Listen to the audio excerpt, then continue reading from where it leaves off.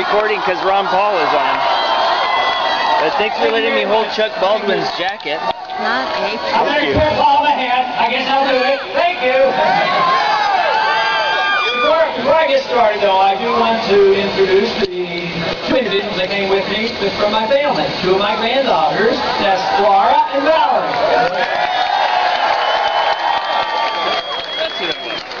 Carol didn't make it this time, but she has promised that she is going to be in Minneapolis on the 2nd of September.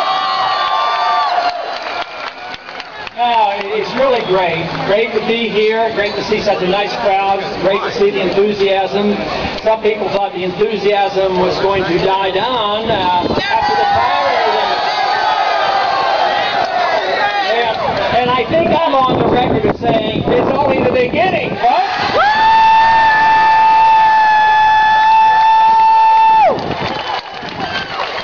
Now, it is very exciting.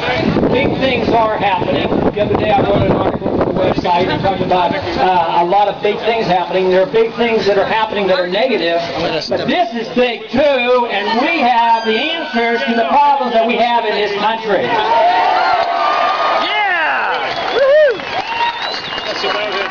But it's obviously building. If you look at the financial crisis that is building the other day, you know, Bernanke and Paulson was before the committee. And, you know, I made the point to them that the American people are upset. Everybody has problems. And the government hasn't even admitted there's a recession yet.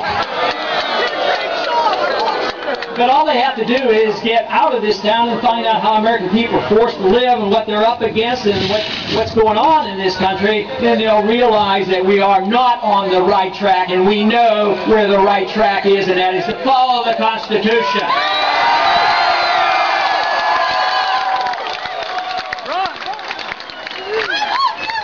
You know, it's really been a great year. Of course, the year has ended in one way, sadly, with the loss of Kent. That has been a sad thing because, as I have said many times, Kent Snyder was the one that I knew closely, and he was the one that actually did the significant amount of arm twisting that finally had me make the final decision to get involved.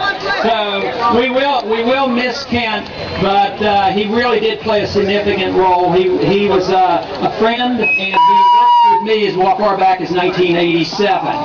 But we will carry on. The message is there, the organization is there, and the enthusiasm there, and obviously the need is there. That's the thing. They need our message.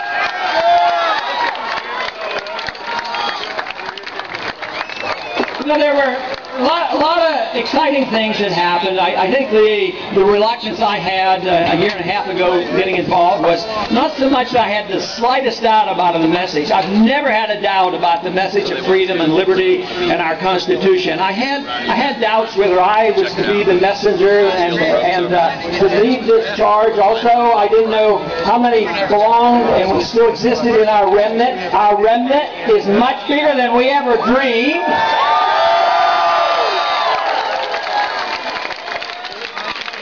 But what about the enthusiasm of the young people in the campuses? They've come alive with the ideas of liberty.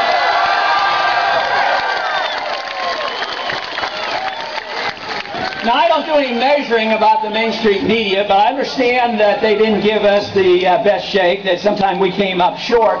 But what they didn't know about was, you know, you 2 or 3 dozen spammers, how you could spread our message around the country. And all of a sudden, the message has been spread. You know, one of the probably most interesting and entertaining events occurred early in the campaign when I think there was somebody else on the stage. You know, I can't remember all their names. There were a total of 11, you know, running. But I think he was a mayor of a big city. That's all I remember.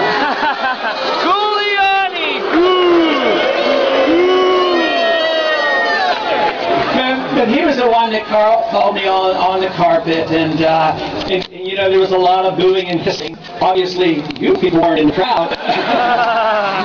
But lo and behold, I remember that evening, I was a little uncertain what it meant. It really didn't disturb me that much because, you know, I've had poor reception to a lot of my speeches over the years. But I remember a few minutes afterwards, Kent Snyder came up to me and he whispered, he says, guess what? you're winning in the post-debate polls.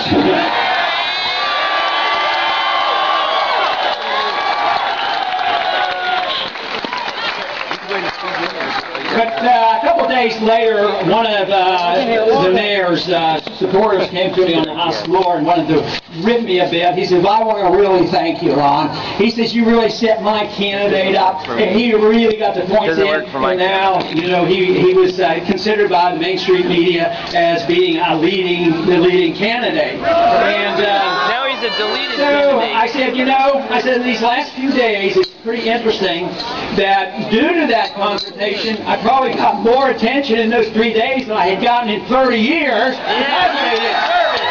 You deserve it. So that's what we can call a good unintended consequence of what people do.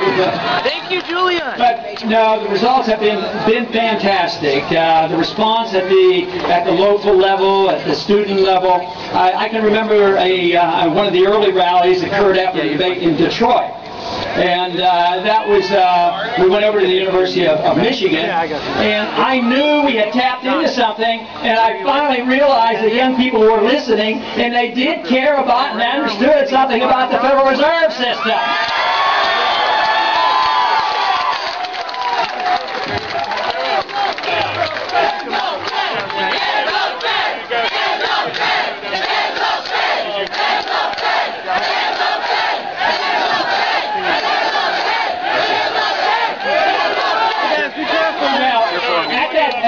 I was very pleased. I got the applause when we went after the Fed. But what really fascinated me is when they started pulling out Federal Reserve notes and burning them.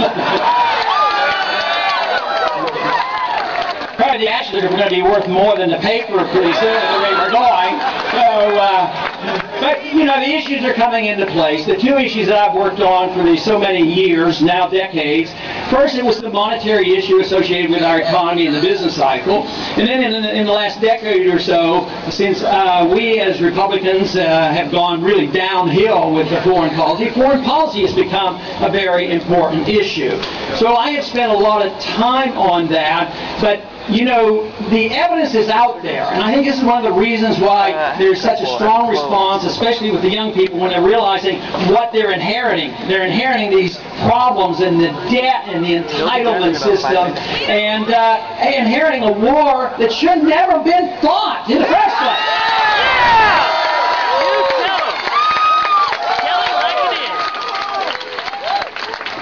So one thing I do feel good about is the fact that we have been able to reach many libertarians, many conservatives, many constitutionalists that really didn't have much of a home, and they didn't feel like there were enough of them and us out there to really take the position to show that our side of the political spectrum can be opposed to war. And that should be our position. That's the constitutional position. And it's so easy to connect the problems with our foreign policy with our domestic economic problems.